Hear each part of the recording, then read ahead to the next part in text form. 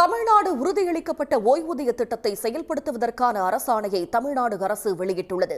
அதன்படி இந்த திட்டம் ஜனவரி 1ஆம் தேதி முதல் பின் தேதியிட்டு அமலுக்கு வருவதாக அரசாணையில் அறிவிக்கப்பட்டுள்ளது.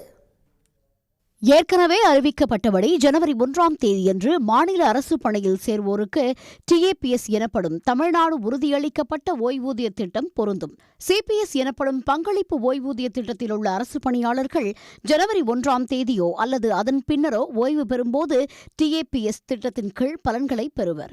அரசு ஊழியர் ஓய்வு பெறும்போது அடிப்படை சம்பளம் மற்றும் அகவிலைப்படியை உள்ளடக்கி பெறப்படும் சம்பளத்தில் 50% தொகை ஓய்வூதியமாக வழங்கப்படும். இதற்காக ஊதியத்திலிருந்து 10% பிடித்தம் செய்யப்படும்.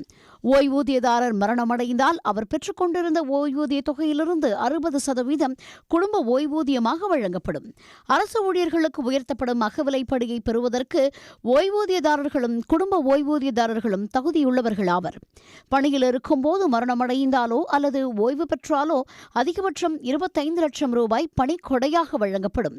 இந்த டிஏபிஎஸ் திட்டம் அமலாவதற்கு முன்பு பணி ஓய்வு பெறும் பங்களிப்பு திட்டத்தில் உள்ள ஊழியர்களுக்கு சிறப்பு கருணை ஓய்வூதிய தொகை வழங்கப்படும்.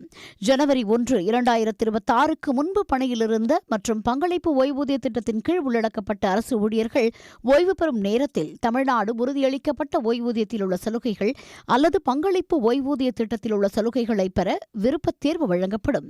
தமிழ்நாடு அரசு அறிவித்த உறுதியளிக்கப்பட்ட ஓய்வூதிய திட்டத்திற்கு ஏற்கனவே அனைத்து அரசு ஊழியர் சங்கங்களும் வரவேற்பு தெரிவித்திருப்பது குறிப்பிடத்தக்கது.